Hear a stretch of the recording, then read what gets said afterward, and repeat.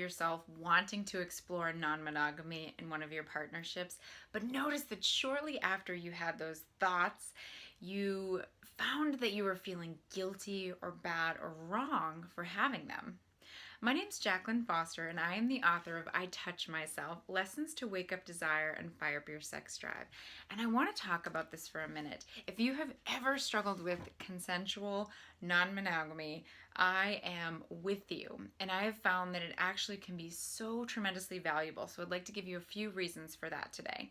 Before I do, what I'd like to say is when I think of consensual non-monogamy, I think of anything outside of our monogamous relationship where the only people we think about being with or are with are each other. For me, consensual non-monogamy can be an open relationship, it can be swinging, it can be polyamory, it can be anything that involves a person outside of my relationship where either intimacy or sex or a deeper kind of relationship is involved. And for years, I was so far against this, but these three things I'm going to share with you today are reasons that I've really started to embrace, even just allowing conversation into my relationship about this topic. The first reason is freedom. We all want and really need to feel a sense of freedom.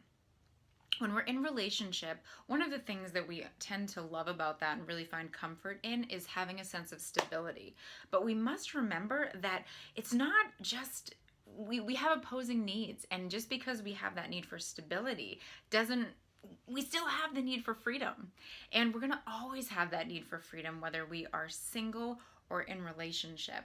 And when we allow ourselves to even discuss non-monogamy, even allowing ourselves to share when we're attracted to someone else, or if we have a fantasy about someone else, it's allowing ourselves to connect with that sense of freedom, that sense of that it's okay to be without the other and to have a life beyond the other. And it can be so rewarding for a relationship. And so remember this, freedom is so important.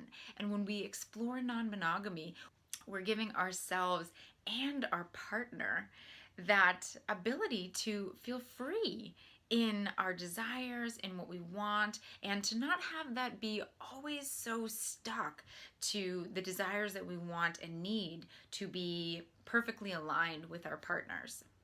The second reason is that we allow ourselves to practice letting go of control. I don't know if you're anything like me, but I am someone who loves having control. I love having my environment handled and everything kind of taken care of. But I notice that sometimes when I get too tight about that, when I'm trying to control too much, when I'm trying to hold and want too much for things to be the same, it ends up feeling stale and bad, and it doesn't feel as good. And when I allow my partner, myself, to want the things they want, to have full permission for it, I practice in my own way letting go of control. And though I think it's one of the hardest things to practice, it's also one of the most rewarding. And it doesn't matter if we're the person sharing desires, because there's a part of letting go of control when we share desires. We don't know what will happen. There's so much unknown when we start to share what we want, talk about our fantasies, state our desires. There's this feeling that can be really exciting, but at the same time nerve-wracking, because we have no idea where it will go, if it'll just end in a conversation or if some action actually might be taken to bring something new into our lives. So this aspect of releasing control is a really powerful one, and it can happen so easily from just sharing a desire alone. The third reason I've found that it's so amazingly beneficial to explore consensual non-monogamy is it actually expands our ability to love. Now, initially when I thought about non-monogamy, I thought there was no way that being non-monogamous, thinking about it, expanded love. I thought it only restricted, because it could, in my mind, I was thinking this can only take away from a partnership, not add to it. Now that I've actually explored this a bit, both in conversation and in action, I've found the opposite to be true. That when I open my heart, when I allow my partner to want the things that they want, myself to allow what I want, and to have conversations about boundaries and expanding and allowing what we want, there is only a deeper and greater sense of love. And if this is something you haven't explored, I would definitely recommend that if you are looking to open your heart more, to allow you and your partner to be more of who you are, that you allow a place for that to be on the table, to even allow, like I said, to have a conversation about it, whether or not you take action, just to let that actually be there.